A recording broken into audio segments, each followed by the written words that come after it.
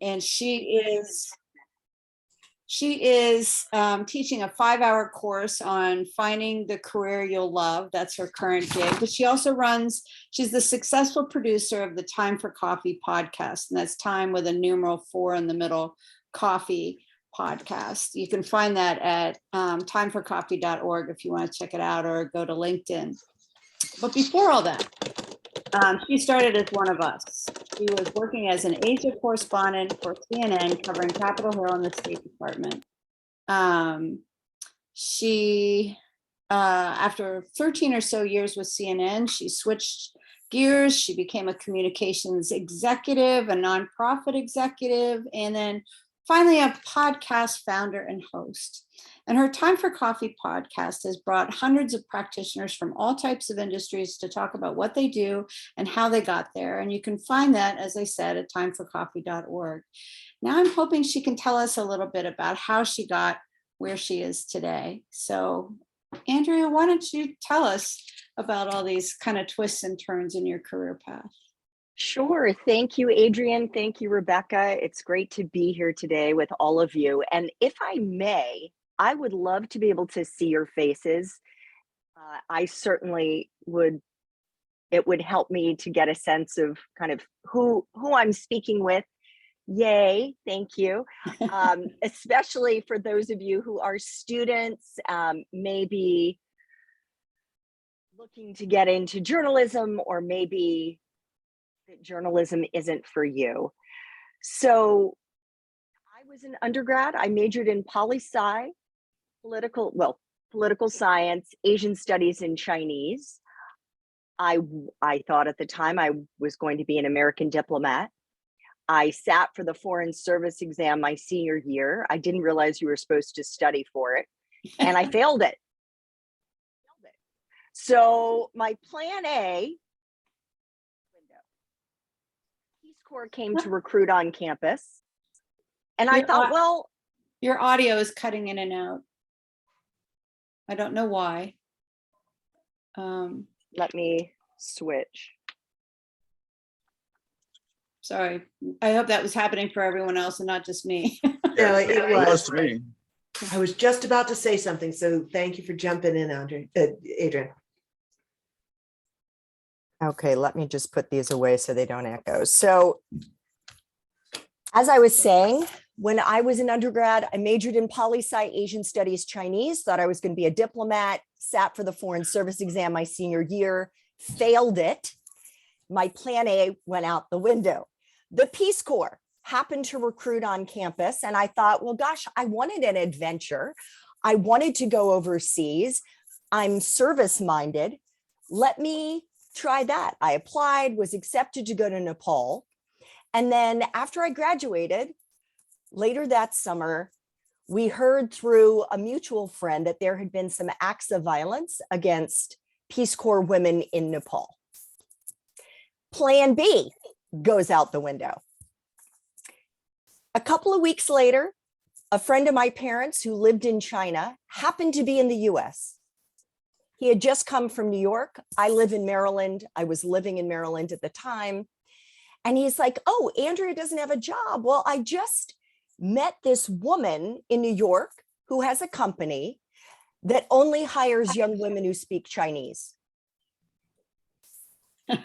Oh, and she's hiring. So I wasn't interested in business, but my parents said to me, go interview for the job. You can always turn it down if you get it. There I was in October at age 21 on a plane, flying to Beijing, China, did not know a soul. And it was while I was there doing a job that, as I suspected, I did not love, that I became friends with all these journalists. And I listened to their stories and heard about what they were doing during their day. And it was then that the light bulb went off for me. I could feel it in my heart. I could feel it in my gut that is what I wanted to do. I wanted to be a journalist. So back in those days, when you made a long distance call from China, you had to call the long distance operator, and it might be 15 minutes, it might be 8 hours. You just sat by the phone and waited for the operator to call you back and say, 长途电话, basically not long distance call. So I had a tearful phone call with my parents, told them I wanted to quit my job, which I did. After 6 months, flew back to the States, and I ended up spending 20 years as a journalist. I started in radio in Columbia, South Carolina, then moved up to DC, working as vacation relief at WTOP radio. Every shift in the books, it ended up becoming a permanent job, but I was still working every shift in the books all around the clock. Volunteered as an intern on my day off at WJLA here in DC.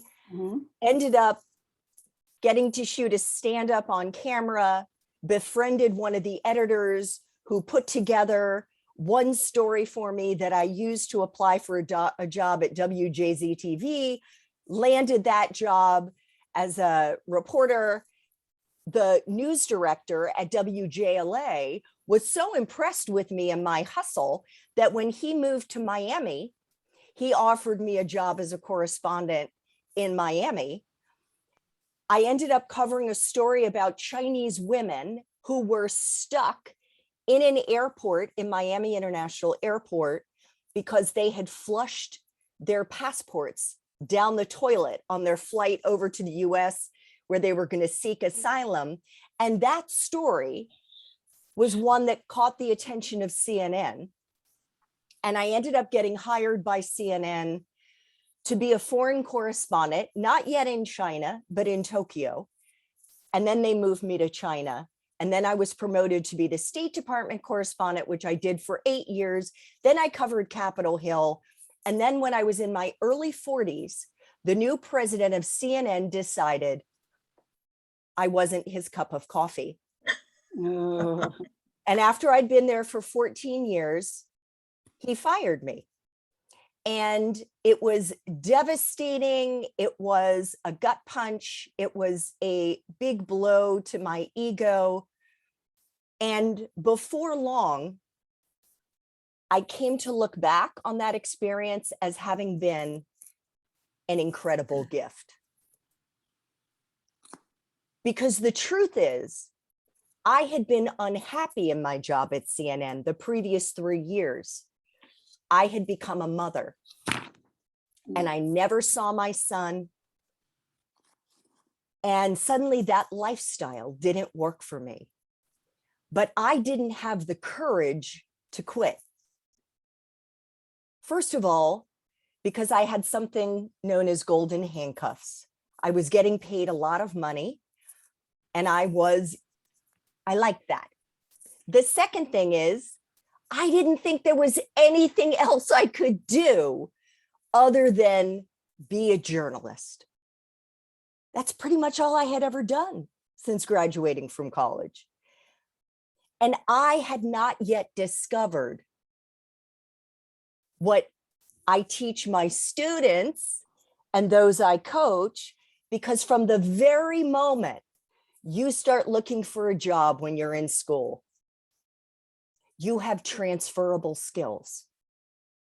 You have transferable skills that will just continue to expand and grow and deepen as you progress in your professional journey.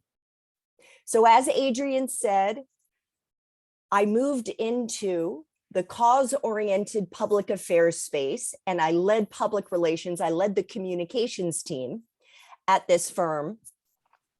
And I did that for 19 months until my employer fired me. Not for cause. It wasn't like I had stolen money or done something dishonest. The truth was, I had never managed people before. When you're a journalist, when you're in the field, especially, let's say, as a television correspondent, you're working with your producer, you're working with your photographer. And back when I was working, you also had a sound person. So that's your team. You're not like having all hands meetings that you're running. You're just like going out, you're producing stories every day. You're doing live shots. I had never managed people before. And the people who hired me, for whatever reason, didn't think about that. So that was the biggest issue. I couldn't mentor my team. Not only did I not have public relations experience, but I also didn't have management experience. So I pivoted and I moved into the nonprofit world. I used those transferable skills, and I actually went to work for one of my clients, the American Red Cross, as director of communications, director of international communications. And I knew when I took that job, I wasn't going to love it, but I needed a job. I used it as a stepping stone. And I then moved to a global humanitarian and development organization doing policy and advocacy work. I want to press pause here for a moment because I want to point something out. I majored in political science, Asian studies, and Chinese. I didn't go into the political science field. I didn't go into Asian studies. I used my Chinese, but I didn't study any of the industries that I went to work in. I simply used my transferable skills to pivot into these different industries. So then 5 years ago, after I had been at this global humanitarian and development organization as an executive leading policy and advocacy, I again dropped into my heart and my gut. And I realized that I didn't want to be out there working a 9 to 5 or whatever, 9 to 7, whatever shift you want to. And I had to travel a lot. And I wanted to deepen my relationship with my then 13-year-old son. So he was 3 years old when CNN fired me. 10 years later, I realized, you know, I want to be a stay-at-home mom. I want to be there with my son. So I quit that job. And I had, for the first time in my life, something that's known as radical headspace. I didn't have emails I constantly had to respond to from work. I was doing stuff around the house, running errands, cooking, cleaning, all that, walking the dog. And I started binging podcasts.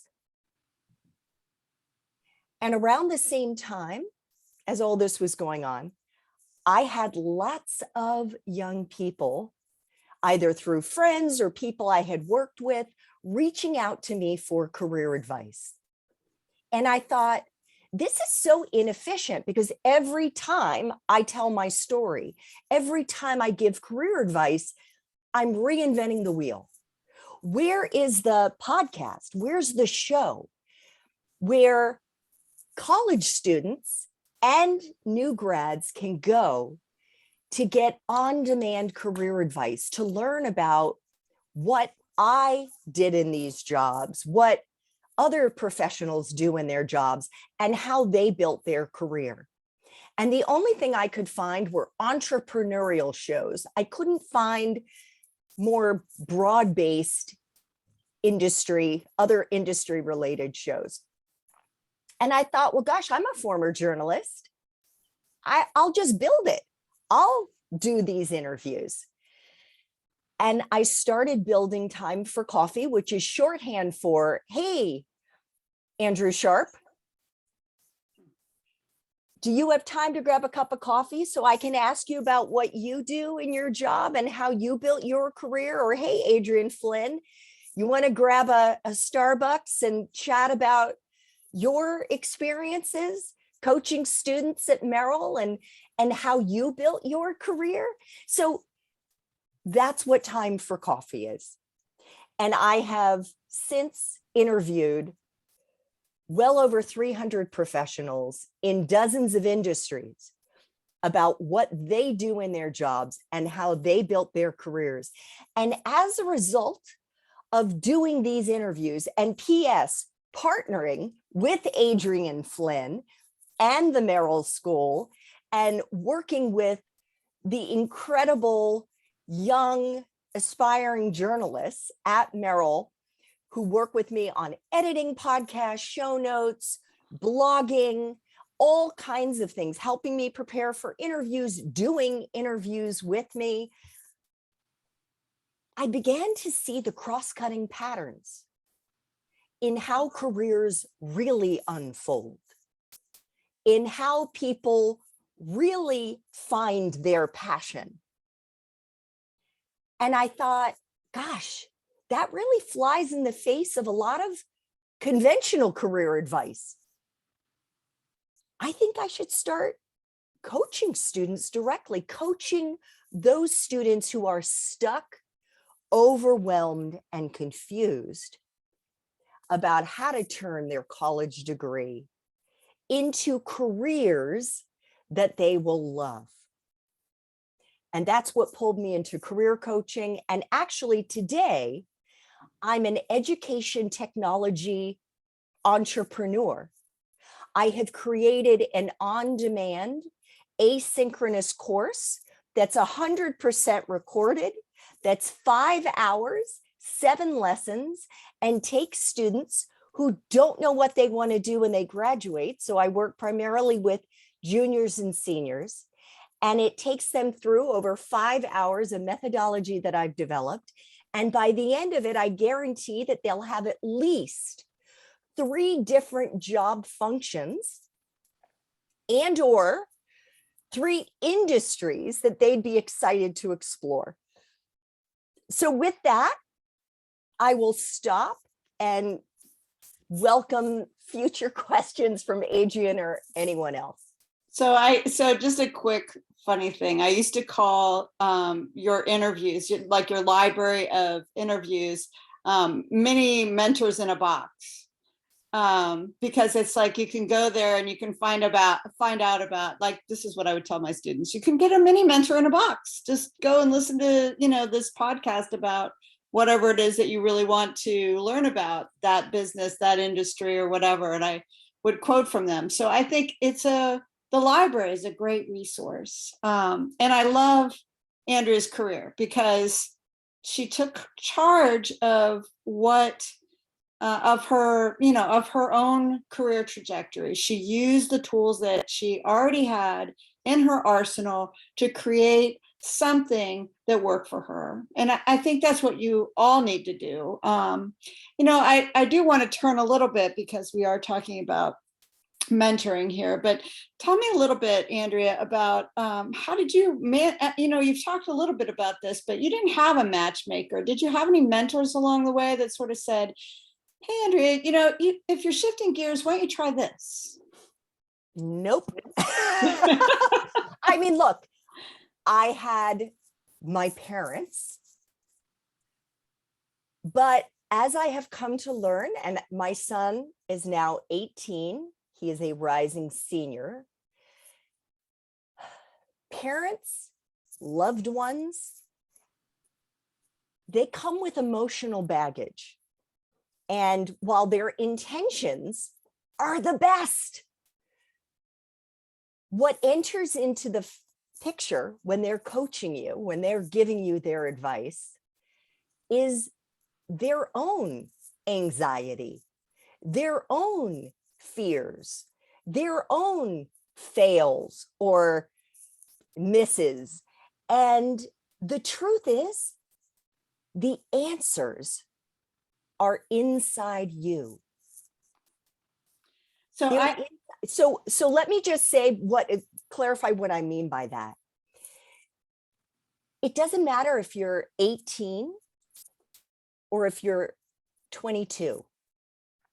You know when something sounds interesting to you. You know when it sounds boring. You can listen to advice, but when it comes right down to it, I hope you will learn to trust yourself, because part of the journey, the biggest part, is learning from the fails and learning from the successes. That's part of your story and your journey to uncovering your passions. Go ahead. Well, one of the things that I find is, particularly with parents, is parents have a sort of a hardened past tense view of their children. So what that means is they've loved you since you were a little baby, and it's hard for them to see you grow into a professional. They may have some, pie in the sky design for where they want you to go, but they still see you as, a little kid. I mean, Yeah. I do it with my son. Andrea and I share a career switch, kind of that dawn breaking when we had a young kid at home and saying, I'm spending like zero time with this kid.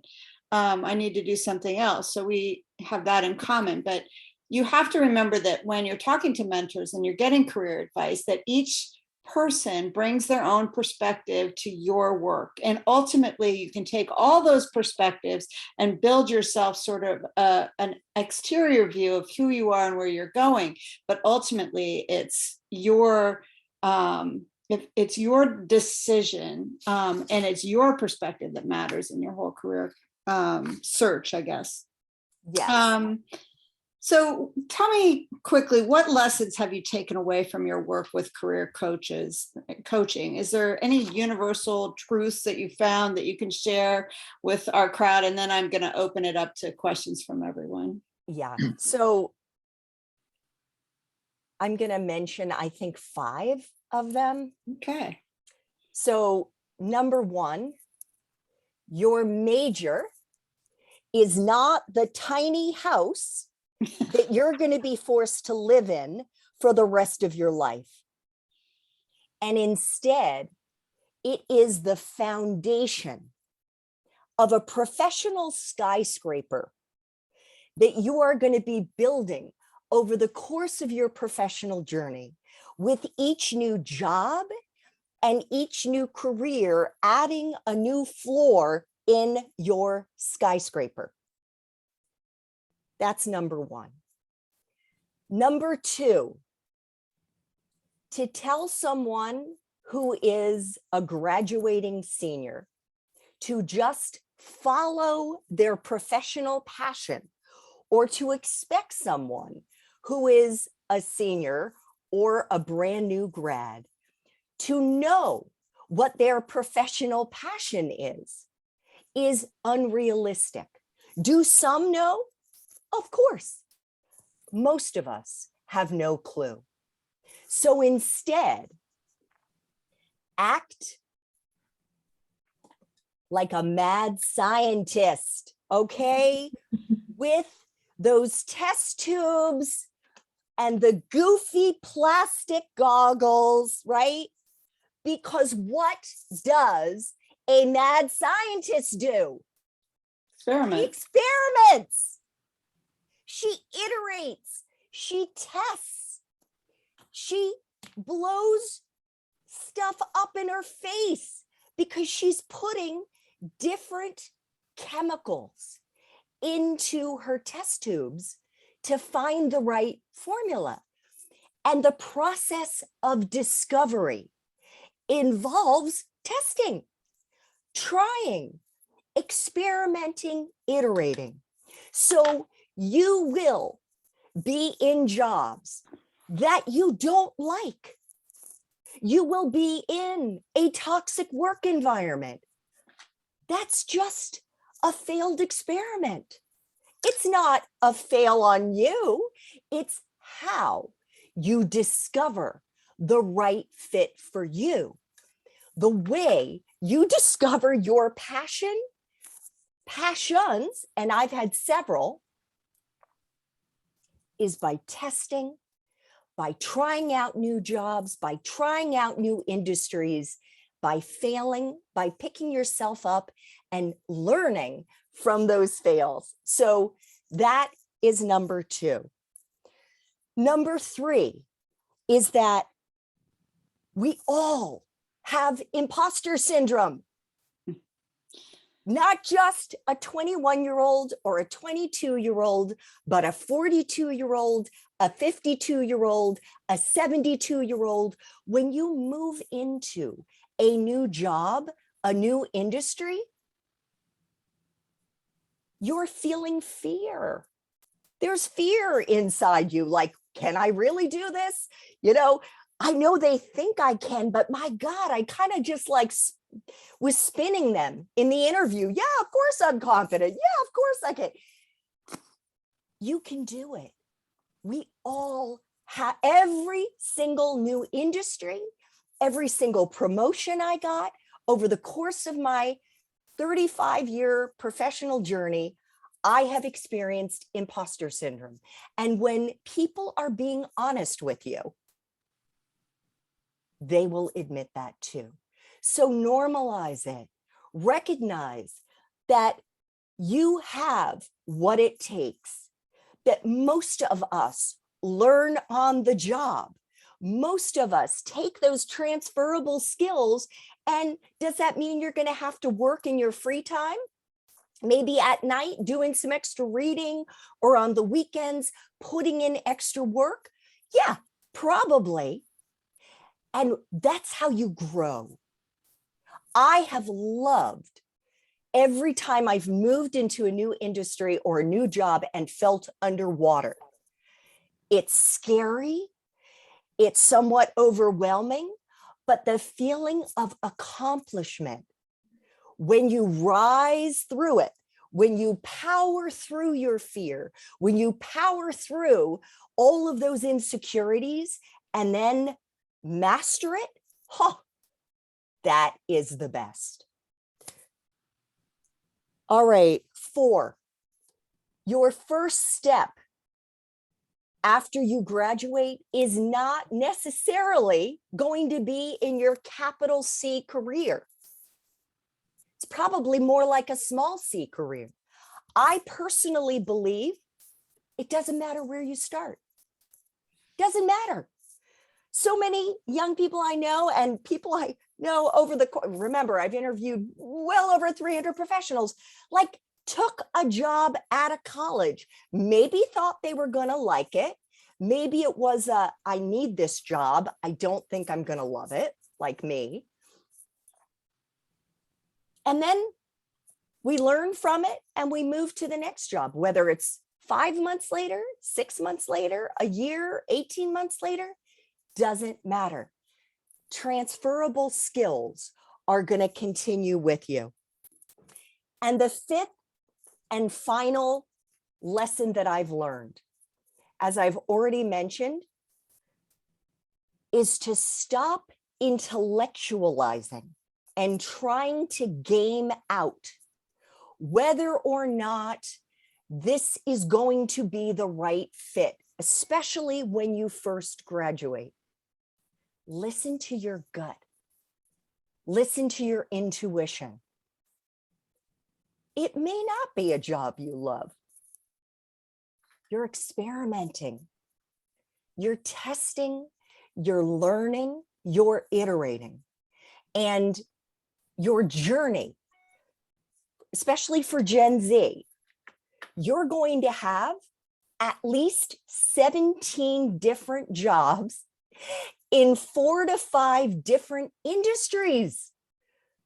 We don't even know what those industries may be because they may not exist yet. So just think about that first step. What do you want to do for the first year after you graduate? That's the small c career. All right. Well, that's fabulous advice. When speaking about imposter syndrome, I try to take people like, I don't know, Steve Jobs or Elon Musk and say they created an industry. So when they got into their creation, how could they possibly have had like a model for what they were going to do. They couldn't, I mean, so you have to look at every job a little bit as being your own sort of self-entrepreneur. You're going to go there, you're going to learn, you're going to grow, you're going to figure out how everything works, and you're going to keep doing it. And that doesn't make you an imposter. That just makes you a lifelong student and worker, because that's the way it's done. I love that part of your advice. So does anyone have questions for Andrea? Anybody?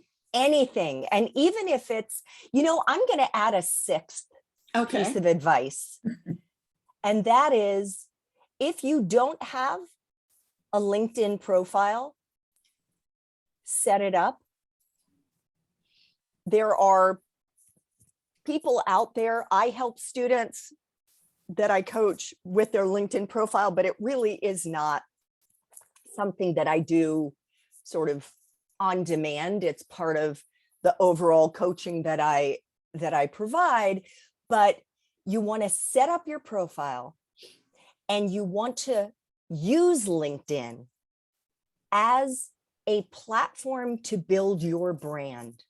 So if you're an aspiring journalist, talk about some of the stories that you've covered. Follow the journalists who are, especially those who are active on LinkedIn, and interact with their content. Follow the companies that you admire and interact with their content. And the truth is, LinkedIn is the most amazing platform for you to network with your alumni.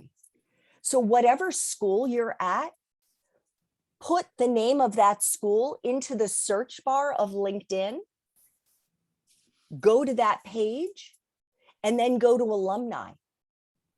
And then there are 6 different filters that you can use to find people. And ideally, I say to those who are students, new grads, find people who are within 5 to 10 years of your age. Network with the people who are closest to you in age, rather than the news directors, the executive producers, the presidents, the C-suite executives, the people who are in the positions that you want to get into. And just ask them if they have 20 minutes to hop on a call, and you can ask about what they do in their job and get their advice for how you might break into their company, their paper, or if they have other friends, colleagues that they suggest that you speak with who might be able to give you some useful advice. Now, I can help anyone who wants to do all of those things with LinkedIn if you'd like. But Stephen Overly, Political, has a question. So, Stephen? Hi, thank you. And Andrea, thank you for making the time. I'm Stephen Overly, one of the mentors in the program. I work as a journalist at Politico. I'm curious to get your perspective on how you go about sort of selling your skill set to an employer if perhaps you don't have everything they're looking for, but you do have relevant experience and feel you're teachable, for the rest. So whether that's, in your career moving from one journalism medium to another, or even, leaving journalism and going to another field, sort of, helping HR or whoever the hiring manager it is see that your skill set is applicable, even if you maybe haven't done everything they're looking for. Yes, and that is such an awesome question, Stephen. The bottom line, as I've come to learn now that I'm in this career coaching space, is that, and frankly, as a former hiring manager, I can tell you that job descriptions are like Santa's wish list, right? So when you're 5 years old and you write out your letter to Santa and everything you want, you're not going to get all 15 things. You might be lucky if mom and dad end up getting you 1 or 2 of them. So the golden rule is that if you can meet 60, 70% of the requirements in a job description, you should throw your hat in the ring. It's super important, Stephen, to your point, that you make it easy for the recruiter or hiring manager to connect the dots between your experiences to date and what the requirements of that position are. So do you do that in a cover letter? I mean, I'm sorry, just like detail, like in a cover letter, do you call them on the phone? Do you like send an agent? I mean, exactly how do you make your case before you even get an interview? So every resume is tailored to the job. You want to take that job description and put it in one of these cloud-based search engines. A tag cloud, yeah. That allow you to see what is repeated the most. That's what they're doing in the job description. So what are the top skills, experiences that that hiring manager, recruiter is looking for? You want to make sure that you can check those boxes. So when you write your resume, you want to make sure that you are not only showing using that exact language in your resume in the bullet points, but you are showing impact. You are showing it's not a laundry list of skills. You are showing how you have used those skills and how you have moved the needle. So you have not only written stories, whether it's in a particular beat or in another beat, but how those stories may have moved the needle, or how frequently you filed, how many times a day you filed.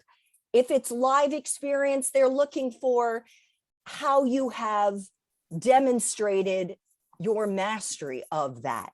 So you want to show impact, you want to show applicable, transferable skills, and you want to have that in the resume. I would also say it is extremely important that you network your way into that company. Oh, that's good. Honest and truly, I want to say the number is like less than 25% of people who, it's far below 25%. It's probably closer to 10%, to be honest with you, who cold apply for jobs, land those jobs.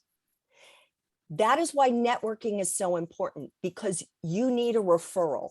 And this could be somebody that you've spent 20 minutes talking to. This doesn't have to be your mom's best friend. This doesn't have to be your professor's former colleague. This can be somebody that you used LinkedIn, your alumni network, to connect with, and then they flag your resume, flag your application to the hiring manager, and you could make an ask like, could you make sure to tell them that I'm already reading up on, let's say this is pivoting into a new beat. Like I'm taking an online certification in, if let's say you want to move into the tech reporting industry and you've been covering the local county council. I'm already taking such and such a course on Coursera, or I'm doing this. I am so hungry for this opportunity, whatever it is, to give you a little bit of an edge and show them how serious you are. Cover letters, there's very mixed opinions about this. Some people say they're important. Some people say it's all about the resume. I personally think they can't hurt, so do it. But the truth is, the way that you're going to break through with online applications is through the relationships that you've developed that can help you get in the back door, get in a side door. Does that answer your question, Stephen? So other questions for Andrea? I didn't see any other hands up. Anybody? Make her talk about.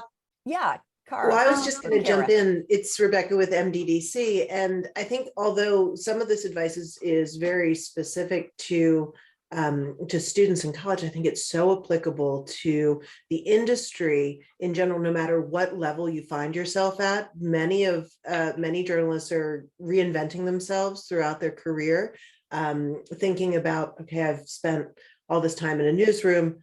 What do I bring to another organization? So I think this has a lot of applicability across the board. And so I think I know it's not specifically geared towards students, but what would you say to sort of later in career journalists who are pooling their experiences and interpreting it in a different way? You know, sometimes you sit in that newsroom for so long and you think, oh, I can't, what else could I possibly do? So that's, so I would love to get your perspective on sort of the later in career journalist question as well. So I'm going to preface this, Rebecca, by saying that I really made a very deliberate decision to only coach college students. Mm-hmm. Honestly, because I felt and still feel like they're an overlooked demographic, because more coaches focus on mid-career executive because that's where the money is. Mm-hmm. But my mission is to empower 1 million college students to turn their degrees into careers they'll love. And I am really fueled not only by caffeine, but also by that passion and mission. Having said that, I think similar advice applies. To listen to your gut and to follow your interests. So it may not be that you have an obvious passion. You may. Where do you spend your free time? What lights you up? Where do you find yourself getting into flow, where the time just passes and you're like, gosh, I can't believe I just did that webinar. It felt like 5 minutes and a whole hour went by. Like, I love talking to young people. I love trying to inspire and motivate and show them that they can break down the walls of that tiny house that they think is their major. So what is it that you think you would like to do that interests you? And trust yourself. Like, it doesn't have to be, like, for me, PR, like I didn't, it wasn't something I was like, oh my God.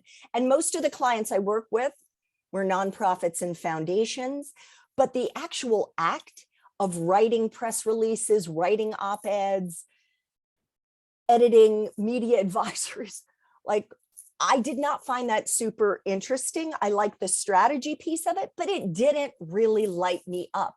That was a first step out of journalism. I tried it. It was an experiment. And I then moved into the nonprofit space. Every step I took, I just listened to my gut and followed my interests. That's how I ended up uncovering my passion in the international development and humanitarian space. I hope that that makes a lot of sense. Thank you. For both Rebecca and Stephen's question, I used to talk to people about the intersections in their career. So you're looking for intersections. So if you're a reporter covering the city council and you want to work for an environmental nonprofit, okay, that's a pretty big leap. Okay, but as a reporter covering the city council, you probably did some environmental stories. So what you try to do then is layer on some environmental expertise because you're already a great communicator.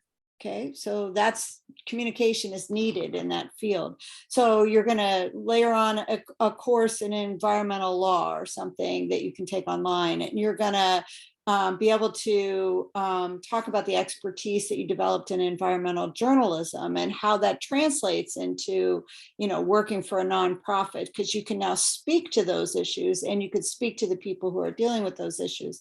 And you just, that's not the best example I've ever come up with, but you're looking for intersections between what you're doing today and what they want you to do tomorrow. And then you use those to form the framework of both your resume and your cover letter to explain yourself why this really is a good fit for you, even if it isn't obvious. 100%. And actually, I feel like journalists are among the most adaptable out there, because more often than not, you've been thrown in to cover a story or a beat that is new to you, and you had to learn it super fast.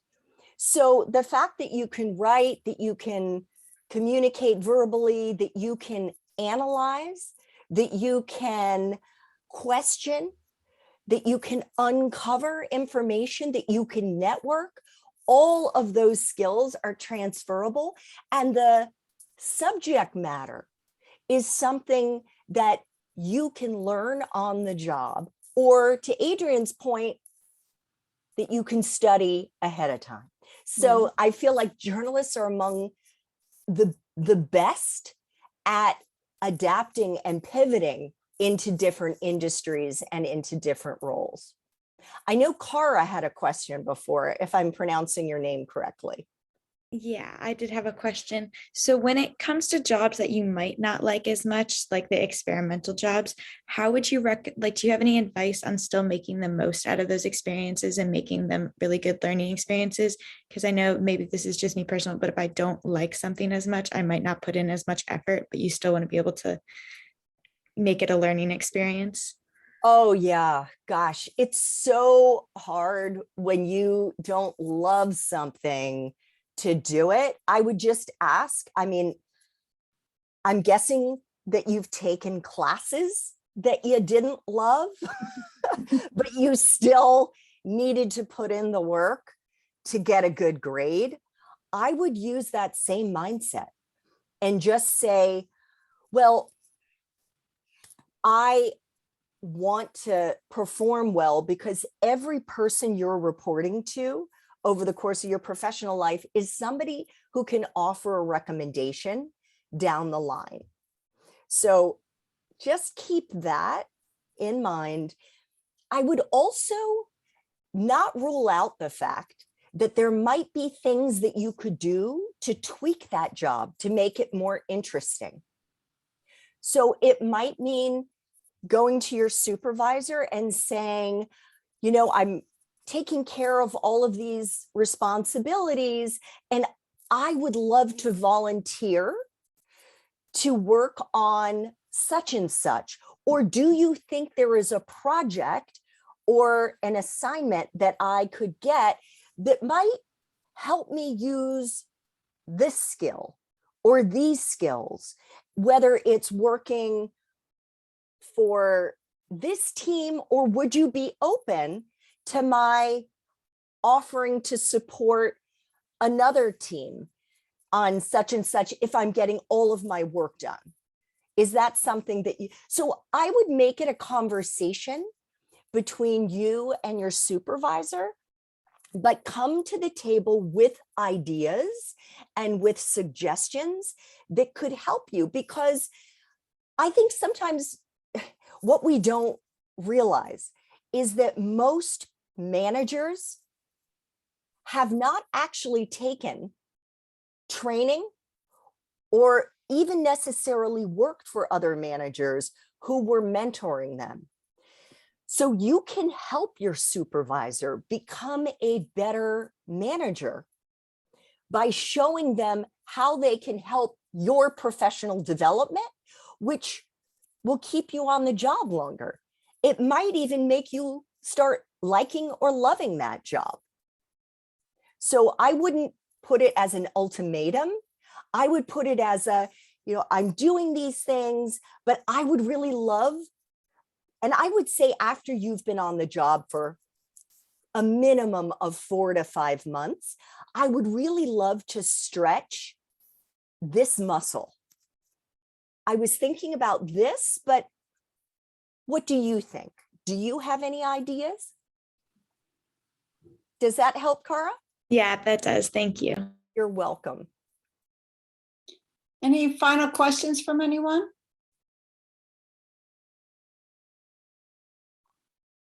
Andrea, do you have any quick, if I'm going to be a journalist today, what one thing should I know starting out in my career? You want to know how to slice and dice data. Mm. It's essential.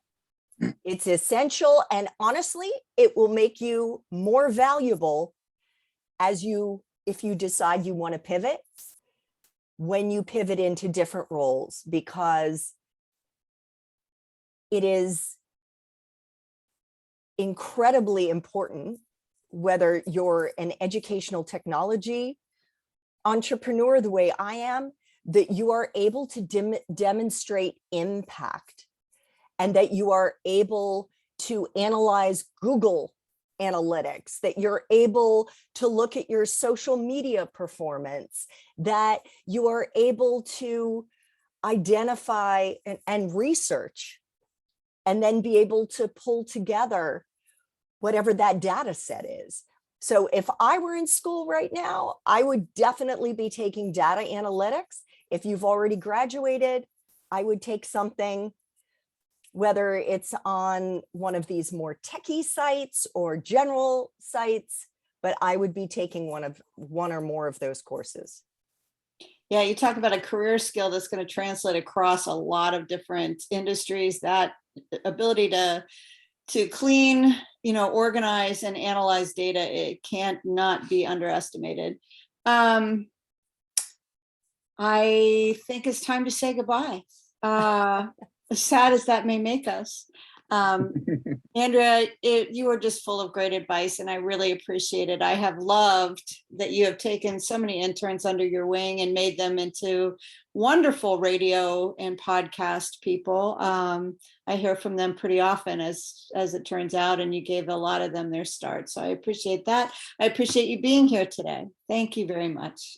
It's been my pleasure. And I would also put out there, if you want sort of daily career advice, insights, inspiration, please give me a follow on LinkedIn. I post pretty much every single day with all kinds of tidbits, and love to interact with my followers. So Thanks. Thank you, Adrian, and thank you, It was Rebecca. my pleasure. Thanks again. We really appreciate you. Thanks a lot. Thank you. Take care.